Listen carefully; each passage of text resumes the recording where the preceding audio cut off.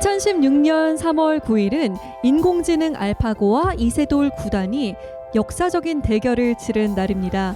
미래는 이날을 어떻게 기억하게 될까요? 자, 지금 인공지능과 인간 농부가 토마토를 두고 한판 승부를 펼치고 있다고 합니다. 지난해 9월부터 네덜란드에서 세계 농업 인공지능 대회가 열리고 있는데요. 우리나라의 디지로그 팀이 예선 2위에 올라서 본선을 치르고 있다고 합니다. 디지로그 팀을 이끌고 있는 서현권 박사를 지금 만나봅니다.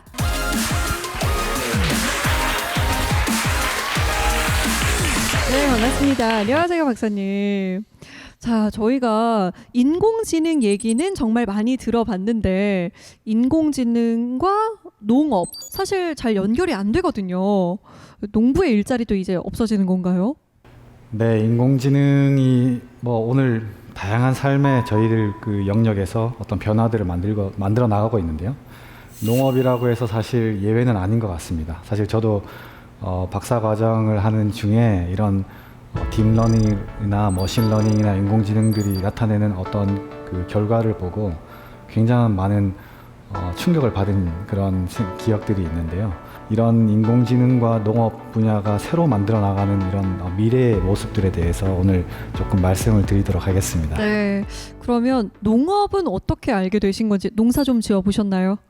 아니요, 제가 저희 부모님이 농사 과수원을 하셔서 어릴 때 이렇게 일하는 걸 도와드린 적은 있지만 실제 제가 농사를 짓거나 농장을 운영해 본 적은 없고요. 다만 저는 이제 그 농업 로봇을 만드는 그런 어떤 공학자로서 지금 일하고 있습니다. 사실 농업과 인공지능은 굉장히 멀게 느껴지거든요.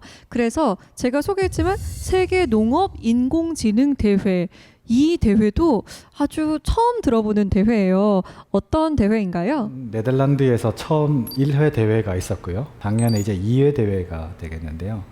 아직까지는 주최 측도 그렇고 이 대회에 참여하고 있는 많은 팀들도 그렇고 도대체 AI가 농업에 어디까지 적용될 수 있을지는 사실 저희도 잘 모르겠습니다. 네. 그런 어떤 새로운 시도들을 해보는 대회다라고 보시면 되겠고요. 대회에 대한 내용들은 잠시 후에 조금 더 자세하게 설명을 드릴 수 있도록 하겠습니다. 네, 저희가 잘 모르는 분야다 보니까 더 궁금증이 막 생기는 것 같아요. 오늘 강연 잘 부탁드립니다. 감사합니다. 네.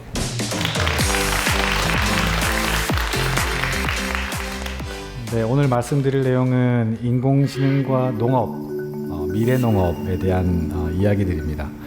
제가 준비한 내용들은 사실 사례들을 위주로 많이 준비를 했고요. 이론적인 내용이나 어려운 수식 같은 것들은 다 뺐습니다. 이런 사례들을 좀 보여드리는 이유는 여기 계신 분들, 이렇게 방청객 분들이나 아니면 시청자분들 아마 농업이라면 생소하게 느껴지시는 분들이 많을 거라고 생각하는데요. 이런 농업에서의 기술들이 적용되는 것들을 보시고 좀 다양한 상상력을 좀 해보실 수 있으면 좋지 않을까 하는 생각도 있고, 그리고 또 혹 나중에 내 미래를 농업이나 인공지능에 찾고자 하시는 그런 젊은 분들에게는 좀 어떤 자극이 됐으면 좋겠다 하는 생각에 내용들을 좀 준비를 했습니다. 네, 진행자분께서 말씀해 주신 것처럼 2016년 우리 광화문 한국인데요. 인공지능과 그 다음에 이세돌 구단의 바둑 대결이 있었습니다. 여기 계신 분들 다 잘 아실 거라고 생각이 드는데요. 저는 저 대회가 이루어지는 당시에 네덜란드에서 박사 논문을 쓰고 있었는데요. 그 당시 네덜란드나 독일이나 프랑스, 유럽에서도 매일 이런 뉴스들이 이렇게 나왔던 기억이 있습니다. 한국뿐만이 아니라 유럽 혹은 아마 전 세계가 다 주목했던 그런 대회가 아니었나 생각이 드는데요. 저 대회를 계기로 많은 분들이 생각하시는 그런 인공지능이 우리 삶에 더 가까이 다가왔구나라는 것을 아마 느끼셨을 거라고 생각이 들고, 저를 비롯해서 많은 연구자들 또한 우리가 생각하는 것보다 훨씬 더 빠른 속도로 우리의 삶에 들어오고 있구나 하는 것을 알 수 있었던 그런 대회였는데요. 이런 농업 분야에서도 마찬가지로 인공지능의 저런 발전되는 것들을 보고 그러면 과연 우리 작물을 재배하는 데 있어서 어떤 인공지능을 적용해 볼 수 있지 않을까 하는 그런 생각을 한 사람들이 있습니다. 그래서 궁극적으로는 사람과 인공지능 과연 누가 더 작물 재배를 잘할까? 우리 사람의 먹거리와 연결되는 부분인데요. 이제 그런 고민들을 네덜란드에서 하였었습니다. 그래서 네덜란드 자율 온실 대회라고 표현이 되고 AI와 센서로 만드는 미래의 온실이다라는 이런 주제를 가지고 2018년도에 그 사람과 그 다음에 인공지능 과연 누가 더 작물 재배를 잘할까 하는 그런 세계 대회가 있었습니다. 보시는 것처럼 네덜란드 원에 하면 세계 최고 수준입니다. 자동화 시설이라든지 기계 시설이라든지 굉장한 넓게 농장이 운영되고 있지만 실제 일하는 사람은 몇 명 되지 않는, 어떻게 보면 이게 공장인지 농장인지 헷갈릴 정도로 그런 자동화들이 굉장히 이렇게 활용이 많이 되고 있는데요. 하지만 여전히 중요한 전략들은 사람 재배자가 내리고 있습니다. 예를 들어서 이 작물이 필요한 그런 환경을 어떻게 맞춰줄 것인가에서부터 시작해서 나중에 이 작물을 수확을 해서 어디다가 언제 갖다 팔 것인가, 그러면 도대체 이윤을 얼마나 남길 수 있을까, 이런 중요한 전략들은 사실 사람이 모두 다 내리고 있는데요. 만약에 인공지능으로 하여금 이런 전략들을 사람을 대신하게 해보면 어떨까? 그래서 궁극적으로는 이런 자동화된 기계, 우리 사람의 손과 발을 대체해주는 기계뿐만이 아니라 더 나아가서는 농장 전체를 운영을 하는 그런 것들도 다 인공지능에 맡겨보면 어떨까? 그래서 완전 무인으로 운영되는 그런 어떤 농장을 만들 수 있지 않을까 하는 질문에서 시작된 대회입니다. 제1회 대회 결승에 진출한 팀들을 보시면 마이크로소프트나 인텔이나 텐센트 같은 어떻게 보면은 농업과 관계없는 전혀 어떻게 보면 관계없는 그런 기업들이, 저런 기업들에서 AI를 연구하는 팀이 작물 재배 연구자들과 그 다음 혹은 그 시설 원해를 하는 그런 박사님들과 같이 팀을 이루어서 팀을 이룬 팀들이 결승에 5개가 이렇게 올라갔었고요. 물론 여기 5개 팀들 사이에서 서로 누가 더 잘 짓나 하는 이런 경쟁도 하지만 동시에 그 사람 전문가 팀을 또 같이 구성을 하였습니다. 저는 이제 오이의 이세돌 팀이다라고 이렇게 부르는데요. 그 오이 하면 둘째가라고 하면 서러울 정도의 그런 농민분들과 오이 연구자분들, 네덜란드 연구자분들이신데 이 팀을 이루어서 같이 그럼 과연 사람과 이 결승에 진출한 5개 팀 과연 누가 또 더 잘할 수 있을까를 경쟁을 해보는 그런 형태로 결승전은 진행이 되었습니다.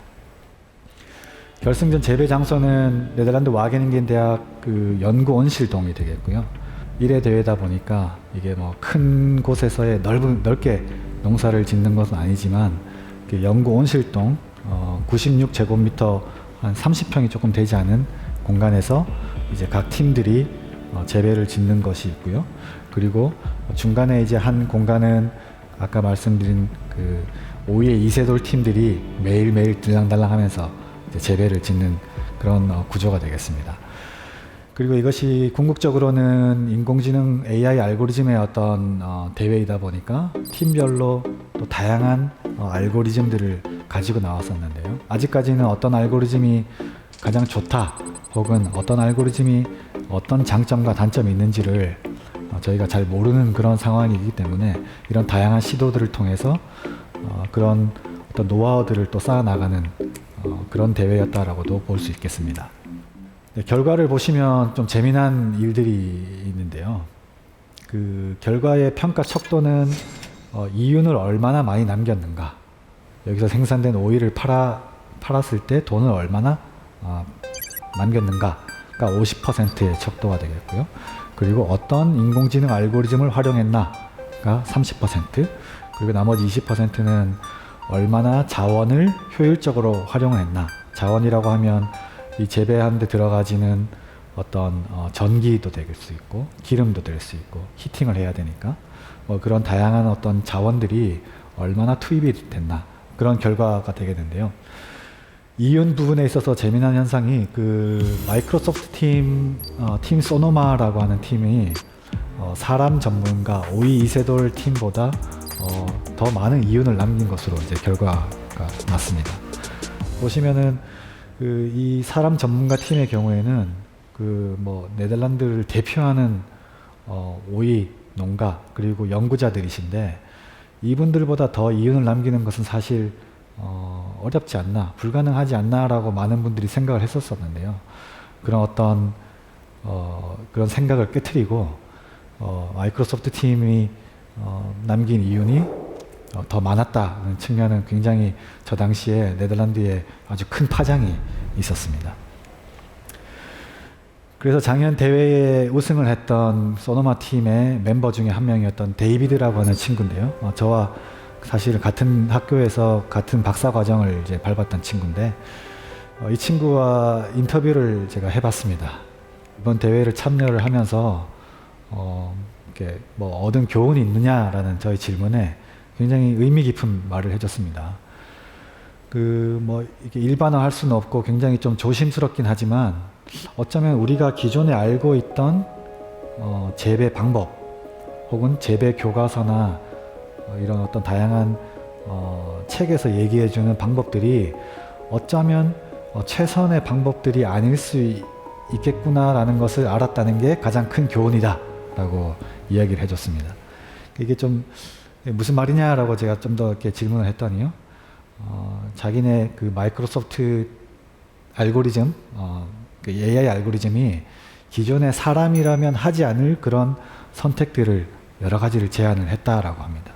그래서 그런 제안들을 자기네들이 실행으로 옮겼는데 그것이 아마 계기가 되어서 기존 재배 전문가들보다 더 많은 이윤을 남긴 것이 아닌가 하는 생각을 한다고 하였고요. 그리고 이 대회의 총책임자 실케 해밍 박사님, 제가 이분 밑에서 박사후 연구원을 했었는데요.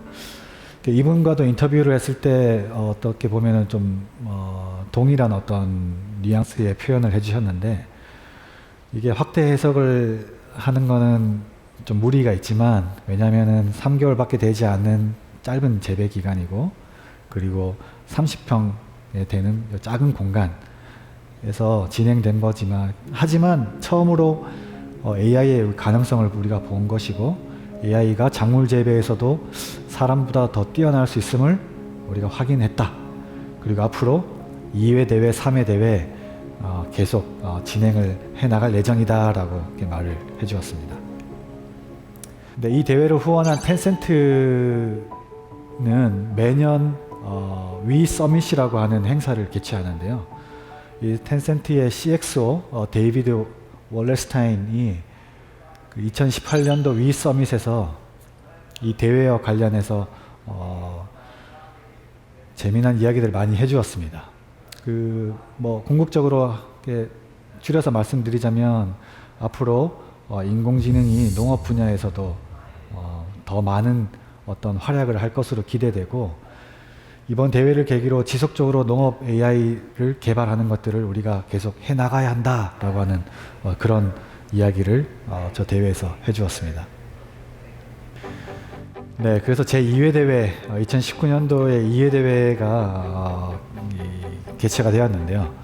한국의 드림팀, 디지로그라고 하는 팀을 저희가 구성을 해서 2회 대회에 참여를 하였습니다. 단장으로 맡고 계시는 민순규 박사님, 그리고 고문으로는 이여령 선생님께서 맡아주고 계시고요. 제가 이제 팀장을 맡고 있고, 7개의 회사와 3개의 대학, 심지어 벨기에에서 박사과정을 하고 있는 그 꾀랄이라고 하는 여학생도 저희 대회를 참여를 하고 있습니다. 그래서 이게 한국 드림팀이다라고 표현은 하지만 사실은 우리 한국인들만으로 구성된 건 아니고요. 외국인들도 있고 그리고 예선전의 멤버 중에서는 사실 미국 국적의 멤버들도 2명이나 참여를 하고 있습니다. 저희가 이 참여를 결정한 이유는 우리 한국 어떤 스마트 농업, 에그테크의 현 주소를 좀 진단해 보면 좋겠다는 생각과 동시에 그 추후에 우리 한국에서 이런 아시아 농업 대회를 개최해 보면 좋겠다는 생각으로 이 대회를 참여를 하게 되었는데요. 대회의 목표는 그 AI를 적용을 해서 원격으로 방울토마토를 이제 재배하는 형태가 되겠는데요. 사람의 손과 발을 AI가 대신해 주지는 않습니다. 다만 그 작물의 성장 단계에 따라서 어떤 다양한 의사 결정들이 필요한데, 이런 의사 결정들을 인공지능으로 하여금 내리게 하고, 이것이 과연 사람보다 더 나은 결정인지 아닌지, 그래서 궁극적으로는 주어진 공간에서의 어떤 생산 효율성을 극대화해보자 라고 하는 방향이 되겠습니다. 그 대회 일정은 2019년 7월에 팀 등록을 이제 받았고요. 그리고 9월 12일에서 13일 한국에서는 추석 기간이었는데 저때 예선전이 이루어졌었고, 그리고 3주 전이 되겠는데요. 12월 20일부터 대회 결승전이 시작이 되어서 올해 6월 달까지 실제 재배가 진행되는 방식으로 운영이 됩니다. 그 AI 기반의 온실 제어라고 표현을 드리는데요. 기존의 사람이 의사를 결정을 내리던 방식들을 AI로 대체하고자 하겠다는 내용입니다. 그 말씀드린 것처럼 뭐 사람의 손과 발을 AI가 대체하겠다는 것은 아니고, 이 재배 과정에서 필요한 많은 어떤 제어 결정들이 있는데, 그런 결정들을 이제 인공지능 알고리즘으로 하여금 시도해 보겠다라고 하는 것들이 이제 대회의 목표가 되겠습니다.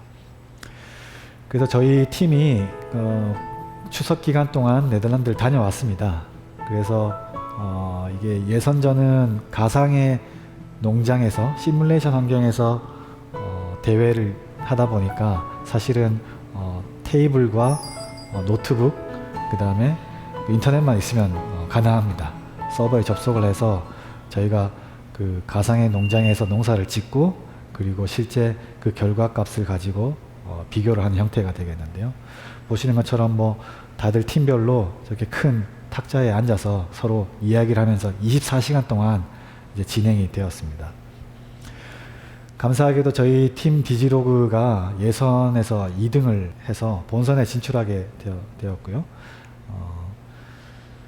그 예선전 장면들을 잠깐 영상으로 좀 보시겠습니다.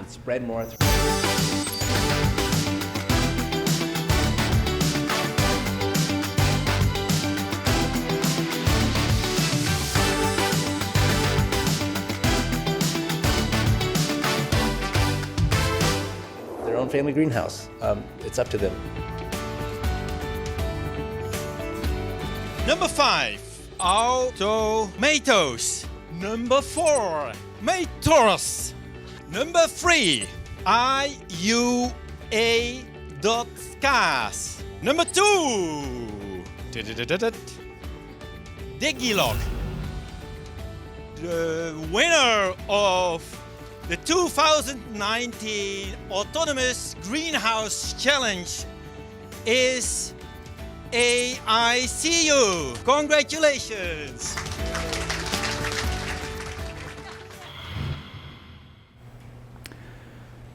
네, 12월부터 이제 본선에 임하는 저희 팀의 철학 혹은 자세를 조금 요약을 해봤는데요. 물론 뭐 저희는 우승을 목표로 하고 있습니다. 하지만 우승을 위한 일들에만 모든 에너지를 집중하지 않겠다는 그런 생각을 가지고 있고요. 왜냐하면 지금의 과정들이 추후에 펼쳐질 수 있는 새로운 가치들에 대한 어떤 투자가 될 것이다 라고 생각하기 때문이고요. 그리고 검증되지 않은 그런 알고리즘이나 기기나 센서나 장비들일지라도 일단 어느 정도 이미 가치가 있다라고 생각이 되면 시도해보자, 과감하게 시도해보자 라고 하는 그런 의견을 또 모았고요. 그리고 최종 결과가 우승이 아니더라도 전혀 상관없다. 우승하면 좋겠지만 이 과정 전체를 우리가 즐기면서 해보자. 그리고 기쁜 마음으로 해보면 좋겠다는 그런 얘기가 있고요. 그리고 마지막으로 무엇보다도 가장 중요한 것은 열정과 사랑이다. 우리 팀원들의 마음에, 우리들의 마음에 이 대회를 생각했을 때 이게 가슴 떨림이 있는가, 그런 결승전에 저희가 임하고 있습니다. 네, 결승전 재배 장소는 1회 대회와 마찬가지로 그 와게닝겐 대학교 연구원실이 되겠고요.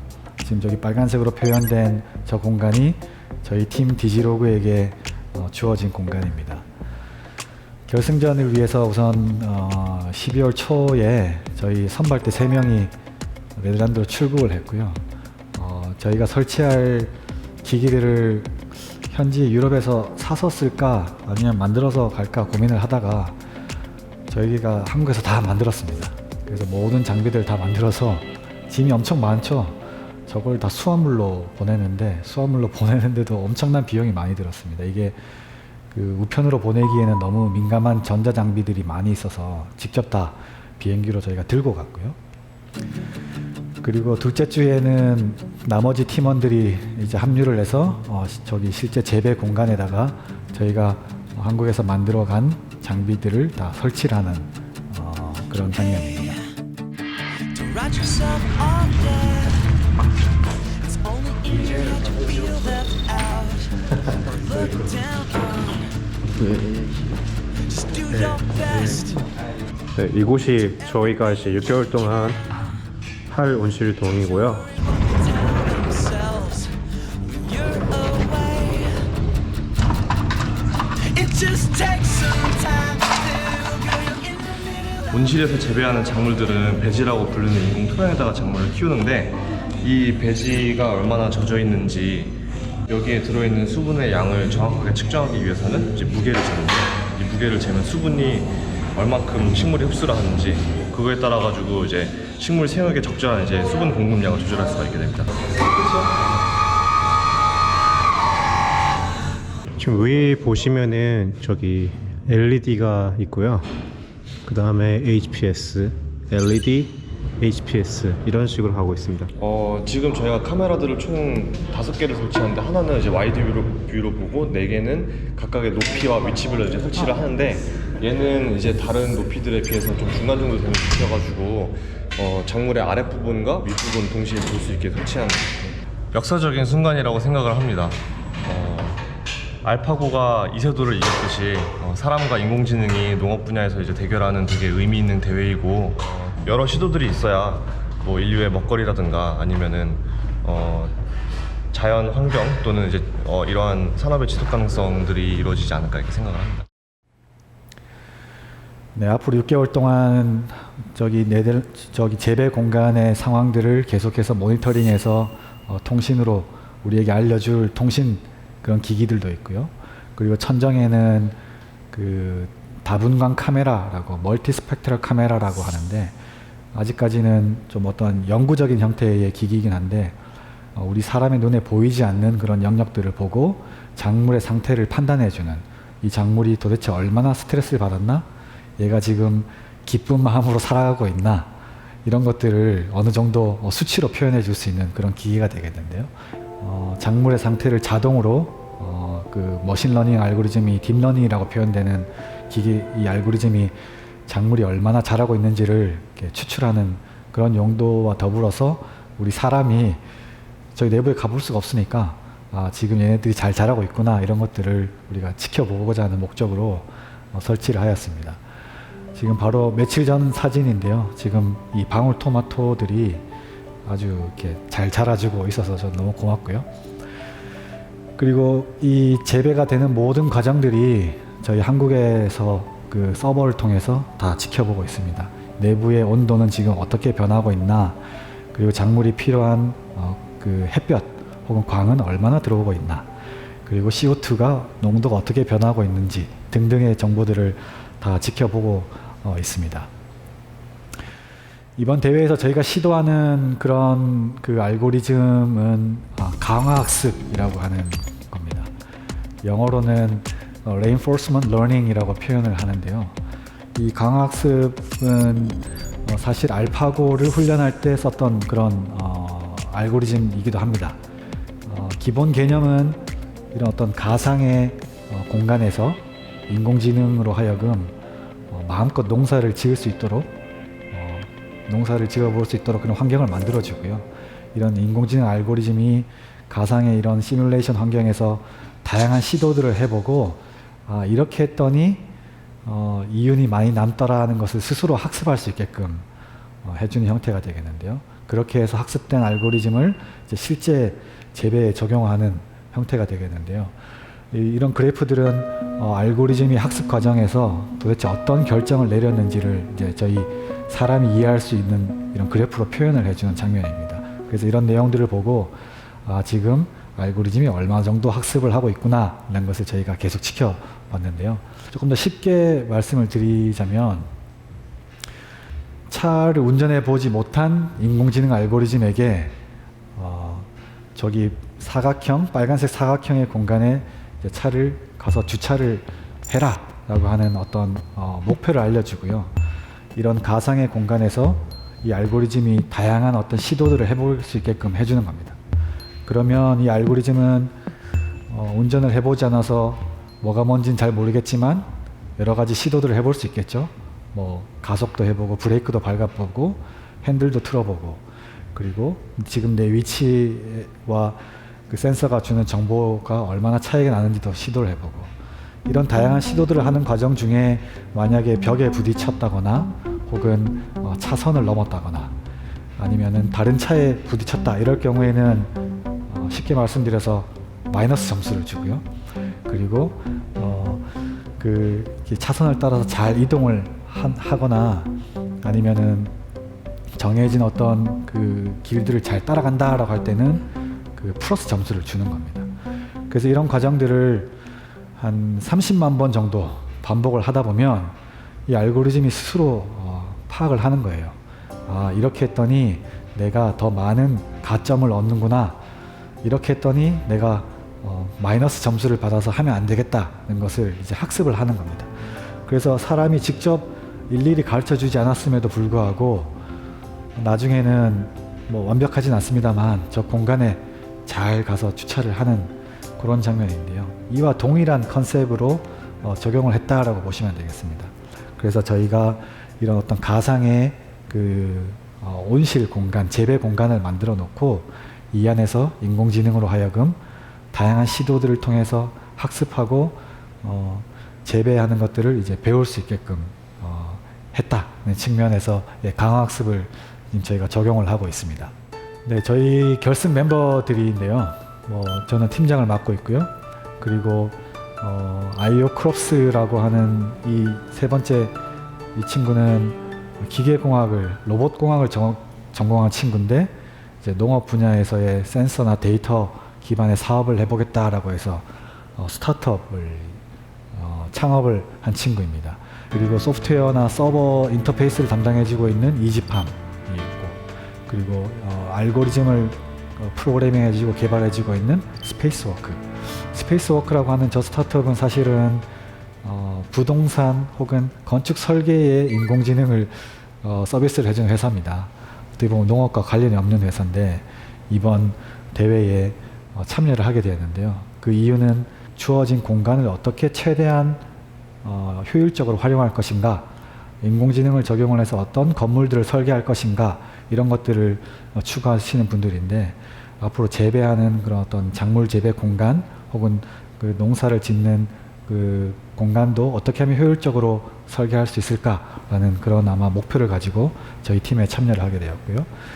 네, 지금까지 보신 내용들은 이게 농업이라고 표현을 할 수는 있겠지만 사실은 거기 들어가지는 기술들을 보면 최신의 강화학습 알고리즘이라든지 아니면 통신 장비라든지 센서라든지 이런 것들은 사실 다른 산업들에서 다양하게 활용되고 있는 것들을 농업에 적용한 것이라고 보시면 되겠는데요. 이런 또 기술들이 농업에 적용이 되어서 어떤 농업 현장을 바꾸고 있는 그런 다양한 사례들이 있습니다. 저는 이것을 에그테크라고 부르는데요.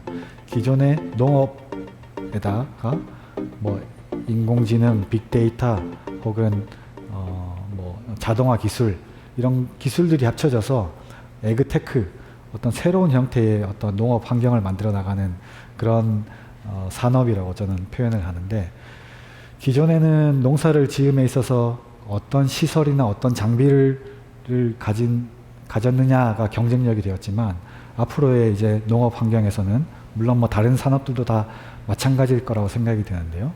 어떤 인공지능 알고리즘을 활용하느냐, 그리고 얼마나 많은 빅데이터에 의한 데이터 분석을 하고 있느냐가 아마 농업의 경쟁력이 될 것이다 라고 생각을 합니다. 우선 첫 번째 사례를 보여드리면 장미 선별 포장하는 기기를 만드는 네덜란드 스타트업 테크네이처라고 하는 회사인데요. 저와 같이 박사를 했던 네덜란드 친구가 20대 후반에 박사를 받고 창업한 회사가 되겠습니다. 보시면은 왼쪽 사진에는 그 장미 한 묶음의 사진들을 보시면 장미의 크기가 좀 제각각이죠.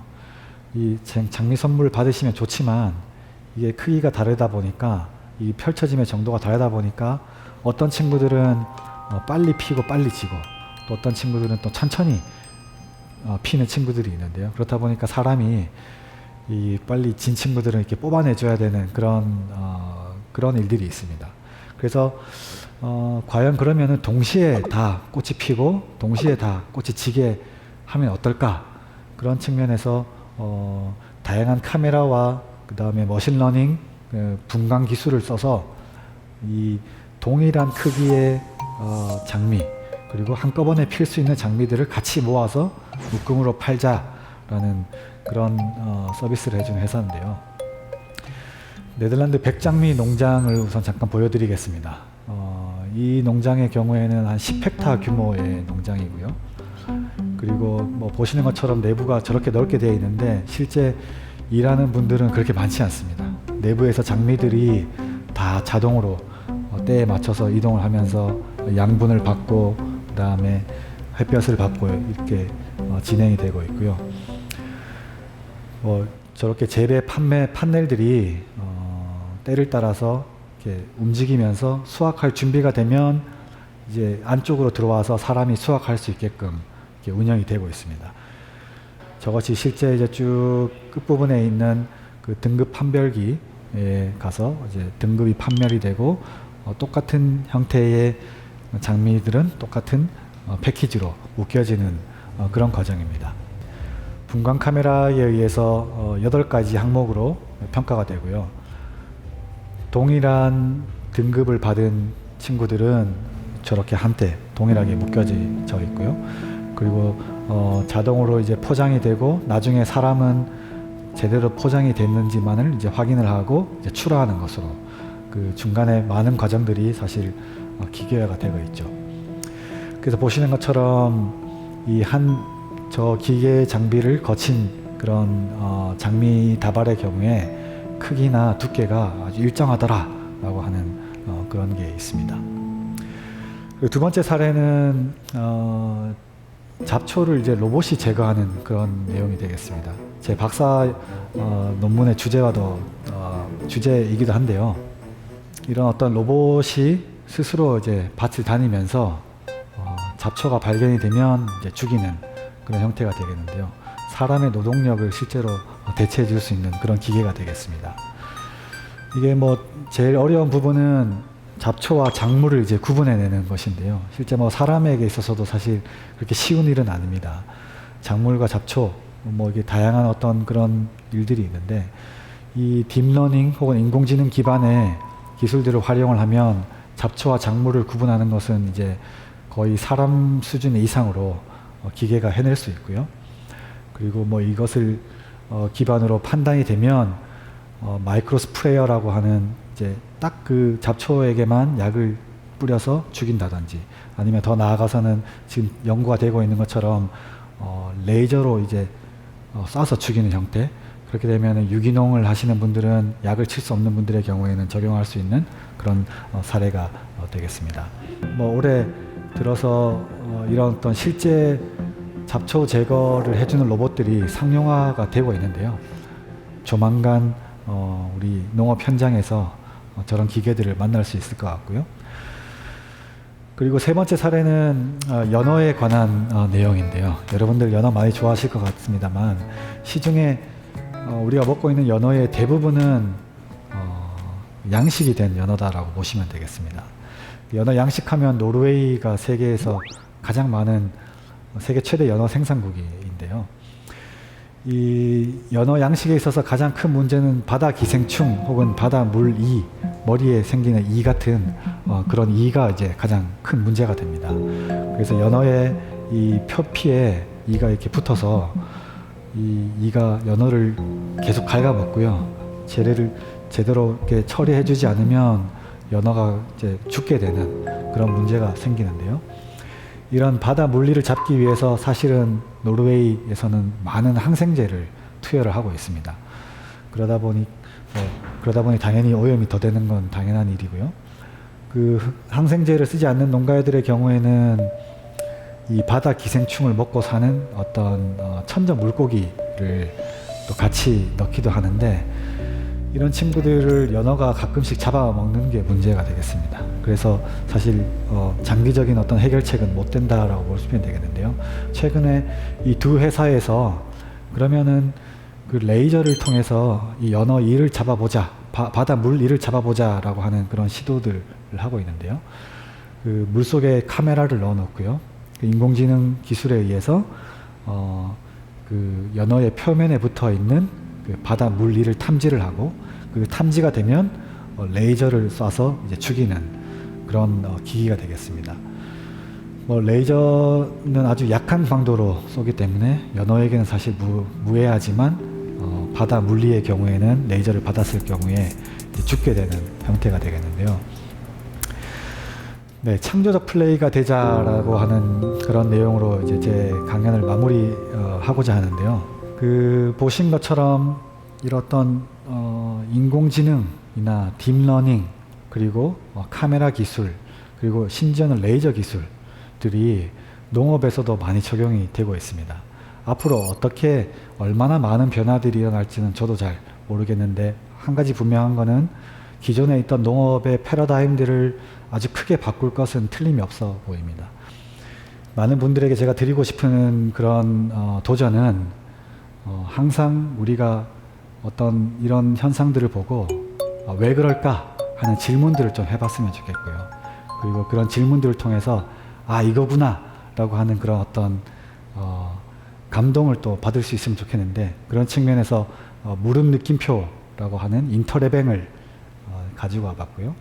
앞으로는 창조적 플레이어가 되면 좋겠다는 내용. 그리고 마지막 내용은 그 이스라엘 전 대통령 시몬 페레즈 자서전에 나오는 내용인데요. 농업은 95%가 과학기술이다. 농업 노동은 5%에 지나지 않는다라는 말. 이제는 저 말이 정말 이제 현실이 되었다. 앞으로 그 과학기술들이 심지어 농업 분야에도 많이 이제 활용이 될 수밖에 없는 그런 시대로 우리가 나아가고 있다는 내용을 마지막으로 제 강연을 마치도록 하겠습니다. 감사합니다.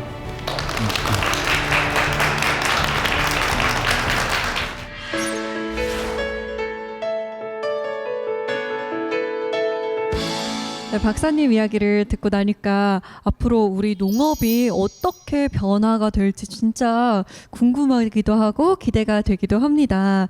저 근데 아까 보니까 고문에 이어령 선생님이 적혀 있더라고요. 네네. 디지로그라는 팀 이름도 이어령 선생님이 직접 지어주셨다고 들었는데 어떻게 인연이 닿게 된 건가요? 네, 맞습니다. 저희 팀 이름을 사실 이혜령 선생님께서 하사해 주셨습니다. 그 디지로그라고 하는 표현은 이혜령 선생님께서 처음 이제 쓰신 표현인데요. 디지털과 아날로그를 이제 합쳤다. 그런 측면에서 디지로그라고 하는 이름의 책도 쓰셨는데요.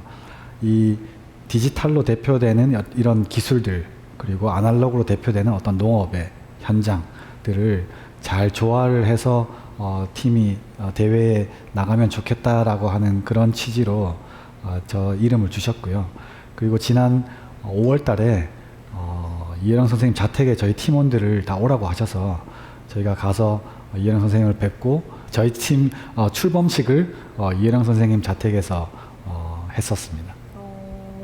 저는 이 강의를 들으면서 궁금했던 게 아까 보니까 그 네덜란드에 장미꽃 이렇게 분류하는 거 있잖아요. 네. 엄청 뭔가 멋져 보이더라고요.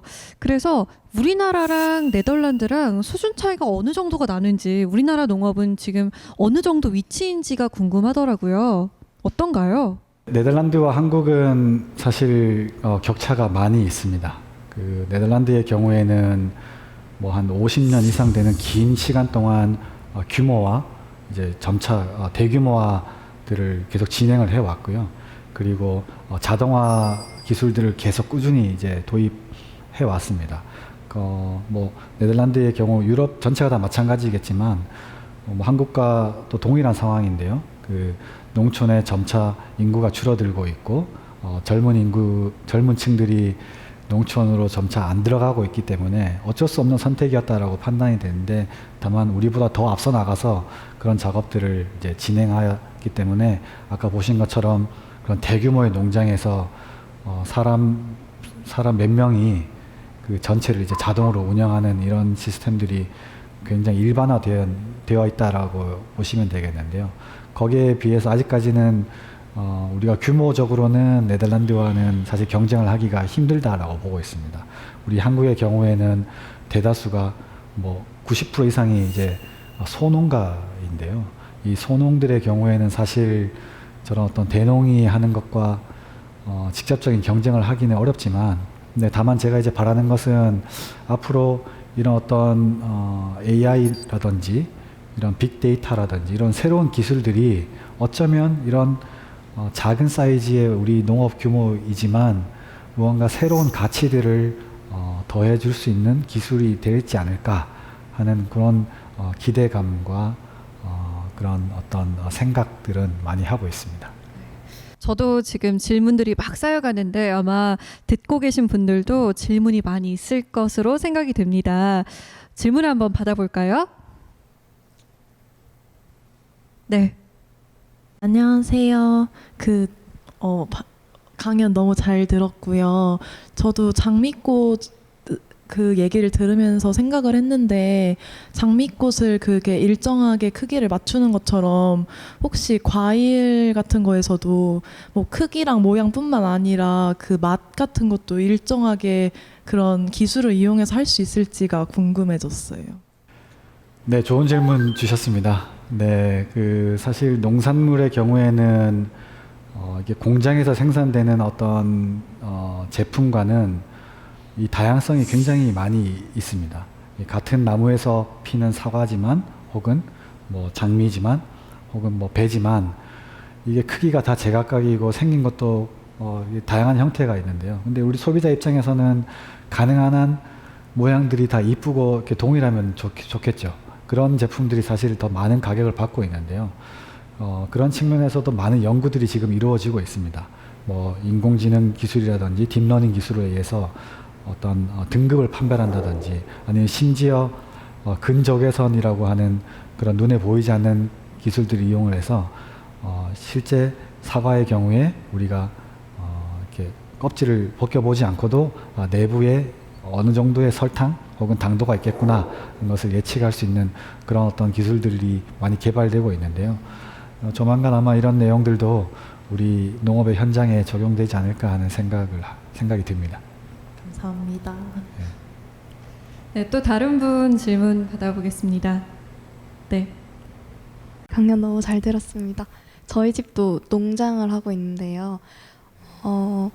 저렇게 AI가 해주면 되게 좋을 것 같다는 생각을 많이 했는데, 지금 현재 농장에 있는 그런 기계들도 사실 가격이 되게 비싼데 저런 기계들이 한국에서도 상용화가 될 수 있을까? 네, 좋은 질문, 아주 좋은 질문 주셨습니다. 그 말씀드린 것처럼 한국의 경우에는 대다수가 다 소농가들입니다. 이런 소농가들은 사실 어떤 저런 비싼 장비나 센서들을 도입하기가 굉장히 어려운 일인데요. 저도 저희 부모님도 한 2,000평 되는 공간에, 작은 넓지 않은 공간에 과수원을 하셔서 저희도 소농가 출신인데 지금 당장에는 이런 것들을 도입하기가 어려울 거라고 봅니다만, 그 말씀드렸던 것처럼 우리가 이 대회를 참여한 궁극적인 목표는 이제 이제 추후에 아시아 농업 인공지능 대회를 우리 한국에서 개최해 보고자 하는 그런 목표가 있는데요. 이 아시아 농업 인공지능 대회는 말씀해 주신 것처럼 이런 비싼 장비들을 사용할 수 없는 대다수의 농가들 분들을 위해서 우리가 어떻게 하면 저렴한 가격의 하드웨어 혹은 싼 가격의 센서들을 가지고 이것이 최첨단 기술은 아닐지 몰라도 이런 가용한 장비들을 가지고 어떤 인공지능 알고리즘들을 우리가 활용을 해서 지금 우리 주어진 농업 환경에서의 생산성을 극대화해 볼 것인가 하는 그런 목표를 향해서 달려가고 있습니다. 그래서 지금 당장에는 죄송합니다만은 아까 보여드렸던 분광 카메라라든지 이런 장비들은 너무 비싸서 소농가들이 쓰기는 어려우실 거고요. 다만 추후에는 우리 한국 환경에 맞는 그런 기기들도 점차적으로 개발이 돼야 될 것으로 그렇게 생각하고 있습니다. 아무래도 가격이 좀 내려가려면 공급이 많아져야 하잖아요. 아까 보니까 함께 공부했던 친구도 창업을 했다라고 하셨는데요.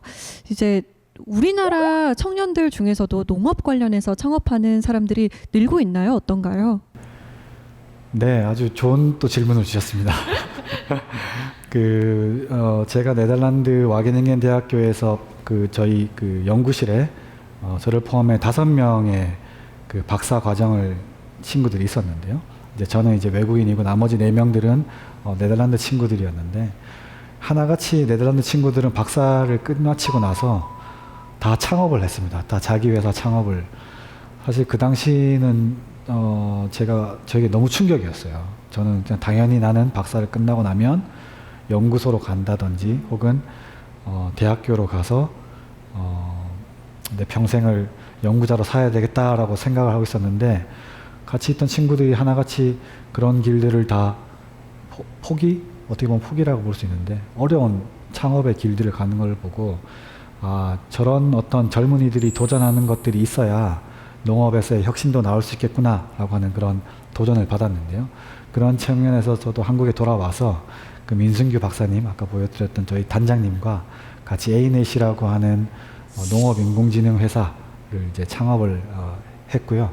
앞으로 이런 우리 한국 상황에 맞는, 특히 소농가에 맞는 그런 어떤 모델들, 소농가에 맞는 어떤 그런 저렴한 가격의 센서들을 개발하는 것을 목표로 하고 있습니다. 예전에는 저희가 농업하면 몸을 쓰고 엄청 힘들고 이런 생각을 많이 했었는데 이제는 좀 달라질 수도 있겠네요. 네, 맞습니다. 사람의 손과 발을 대신해 줄 기계들은 계속해서 개발이 되고 있기 때문에 농업에서 아주 힘든 일을 해야 되는 일들은 점차 줄어드는 추세에 있고요. 그리고 더 나아가서는 심지어 사람의 의사결정까지도 사람이 해야 될 의사결정, 재배 전략 이런 것들까지도 인공지능에 의해서 도움을 받게 되는 그런 날이 곧 펼쳐질 거라고 생각하고 있습니다. 네, 앞으로 농업이 어떻게 달라질지 진짜 기대가 많이 됩니다. 오늘 강연 감사했습니다. 고맙습니다. 감사합니다.